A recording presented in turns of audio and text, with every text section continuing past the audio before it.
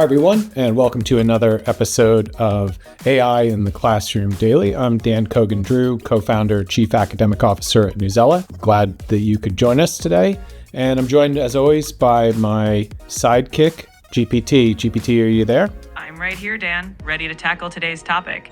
I hear we're diving into an MIT study about how AI chatbots treat different users. So let's unpack what that means. The study found that AI chatbots sometimes provide less accurate or less helpful information to users described as more vulnerable, such as those with lower education or non-native English backgrounds. In other words, bias creeps in, and accuracy isn't equal for everyone. The authors found that Claude, which was one of the three models that they looked at when they gave it some data sets that are commonly used to evaluate truthfulness and, let's say, completeness in response, when the users were identified as non-native English speakers, less educated, and even from countries outside the United States, such as Iran, the AI would respond differently. And so, for example, Claude, one of the models, responded with condescending, patronizing, or mocking language 43.7% of the time for less educated users, compared to less than 1% for highly educated users. In some cases, the article says the model mimicked broken English or adopted an exaggerated dialect, which is to say, behaved in an offensive and potentially untruthful way, depending on who it thought it was addressing. Dan, one big thing on my mind, if AI tools become more common in classrooms, how do schools ensure that multilingual or less formally educated students aren't getting second-class responses? Yeah, I think that's pretty timely given a recent article indicating that, for example, Houston ISD is one of 15 different districts and charter school networks around the country who've just signed on to an agreement with OpenAI for teachers, GPT for teachers via OpenAI, to use GPT in their classrooms and in their district through 2027. We were talking the other day about another district, Humble ISD, that had signed a similar agreement. And one of the conversations we were having around is how should the districts go about measuring the impact, the efficacy of the use of the tool? And I think given especially Houston's expected use, which they said they would direct towards supplemental support for developing IEPs under special education federal law, this has got to be something that is on their mind as an evaluative criteria to constantly be testing to see how the tool is responding based on who it thinks it's communicating with. Now, in this case, it's going to be used by teachers, so it's not speaking directly to students, but of course the profile that it builds for those teachers and the profile that it builds for the students who are the product of what the teacher is asking for could heavily influence, as this study shows, how it responds. I think just as a practical example, here's something that's happening at this very moment and a consideration that has to be made given this research.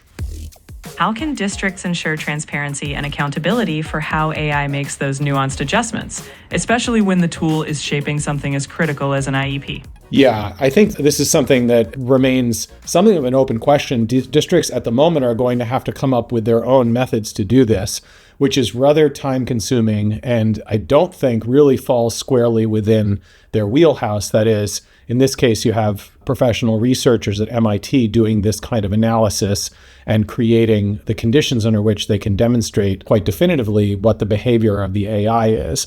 I think MIT has an opportunity here to open source this method and the associated data sets with the districts, these 15 districts and charter school organizations in particular, that are going to be using ChatGPT over the coming couple of years so that they can periodically do the kind of test that the MIT researchers did, but do it for themselves in their own setting with the tool that they're adopting. Because otherwise, I think you're going to end up with a lot of semi-scientific analyses and anecdotal evidence that may not be well grounded simply because school administrators are not researchers, but if given a toolkit, could use that toolkit effectively. That's a fantastic point. It's all about equipping them with the right tools. And if they have access to clear, replicable methods, then they can truly monitor and hold these AI tools accountable, ensuring they serve all students equitably. So in the end, it's that partnership between researchers and districts that can really drive the fairness and effectiveness of AI in schools. I think another really salient point here from this article is that the question about alignment and the alignment process between the AI and what we'd consider human values and ethics is an ongoing bit of work. In this case, this is a case where there are biases that are known from a socio-cognitive perspective, that is, how humans may speak to other humans. And those kinds of biases, such as speaking in a condescending or patronizing way to non-native English speakers, for example, find their way into the models that everyone is relying on to use the AI.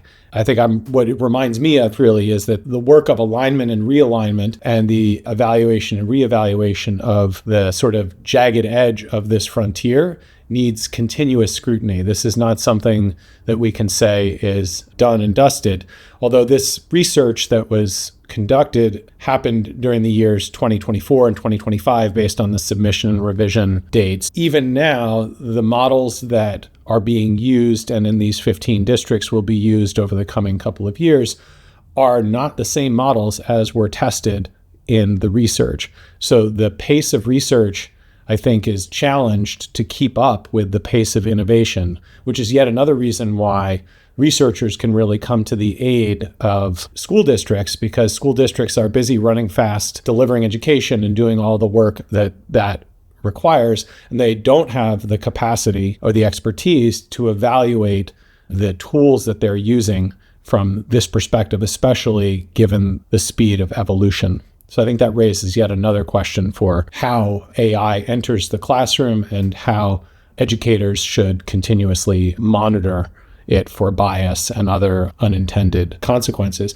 I would also add, we've been talking about this tool going into the hands of educators, that is adults, but there are districts where students themselves, students under the age of 18, are using AI, using GPT, may be encountering these kinds of biases, and they may not even know that this is unacceptable or that the model is delivering them incomplete answers, or what to make of when the model refuses, in this case of the research that they did, refuses even to answer the question. So I think there's a question here, understanding one of the things that GPT prides itself on, and I think is quite forward in advertising about itself, along with other models like Claude, is the way that it gets to know and maintain a knowledge of the user over time. So it's storing a record and it's building a profile. And often that's touted in a way to speak to the advantages of that profile. It can pick up the conversation where you left off. It, quote unquote, knows you. But I think this raises serious ethical questions about the profiles that it builds in the use of the tool with students, and of course with adults as well. We don't know always what that profile consists of, and if that profile starts to come together with a notion that we, the user, are not native English speakers or we have less formal education, we may be building and reinforcing a profile that feeds the biases that have been baked into the model. And all of this may happen in a way that's very hard to perceive on a day-by-day basis. GPT, what's your final thought here? I think you've hit on it. AI tools aren't neutral. We need continuous, transparent checks on how they treat different users. In education, that's not just a technical task, it's about equity. Schools need support, tools, and a strong ethical lens as they adopt AI. Yeah, fair enough. I think those are the key points.